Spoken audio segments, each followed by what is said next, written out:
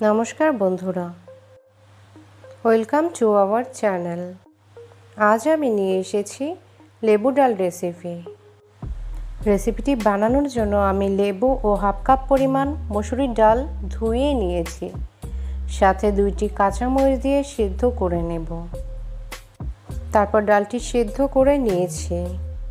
সিদ্ধ করা ডালের ভিতরে পরিমাণ মতো হলুদ ও লবণ দিয়ে দেব। এখানে লক্ষণীয় যে হলুদের পরিমাণ পারফেক্টলি দিতে হবে। হলুদের পরিমাণ বেশি হয়ে গেলে হলুদের একটা গন্ধ থেকেই যাবে। তারপর হলুদটি ভালোভাবে আমি মিশিয়ে নিয়েছি।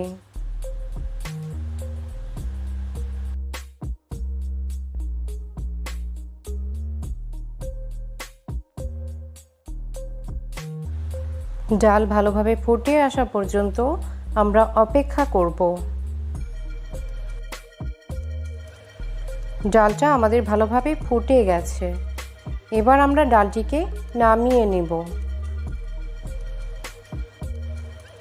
ডাল ফোড়নের জন্য এখানে আমি সয়াবিন তেল দিয়ে দিয়েছি। সয়াবিন তেল গরম হয়ে গেলে গোটা কয়েক জিরে ফোড়ন দিয়ে দেব। একটা তেজপাতা ও 1টি ও 2টি শুকনা মরিচ ও কাঁচামরিচ ভালোভাবে তেলে ভেজে নেব। এখন আমি গ্যাসটিকে হাই ফ্লেমে রাখব। গ্যাসটি হাই ফ্লেমে রাখলে ফোড়ন দেওয়ার সময় ডালটি খুবই সুগন্ধ ছড়ায়,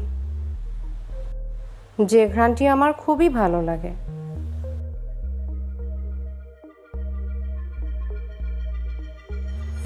মশলাগুলো আমার খুবই ভালোভাবে ভাজা হয়ে গেছে। এখন আমি ফোড়নটি দিয়ে দেব।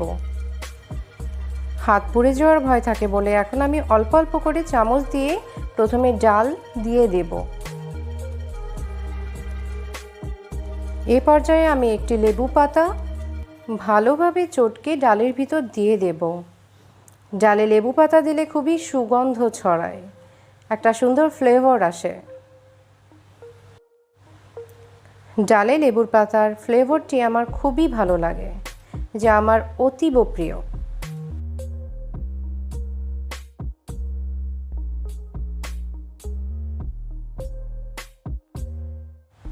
এখন আমি ডালটি ভালোভাবে ফুটে যাওয়ার জন্য অপেক্ষা করব, কেননা প্রায় ডালটি কমপ্লিট হওয়ার পরেই আমরা লেবুর রস ও লেবু কিউব করে কেটে ডালের ভিতর দিয়ে দেব।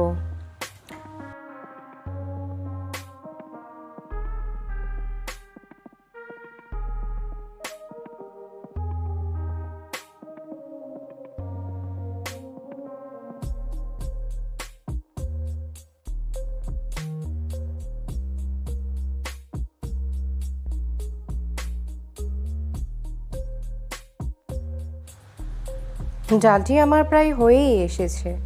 এই পর্যায়ে আমি কেটে রাখা লেবুটি রস দিয়ে দেব।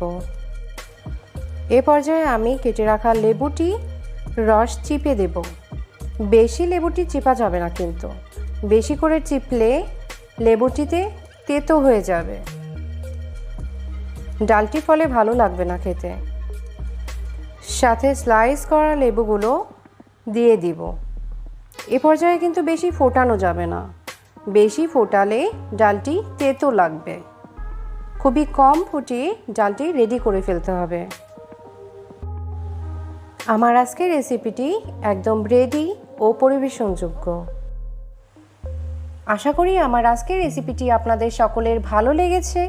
আর যদি ভালো লেগে থাকে তাহলে অবশ্যই লাইক, কমেন্ট ও শেয়ার করে পাশেই থাকুন। ধন্যবাদ।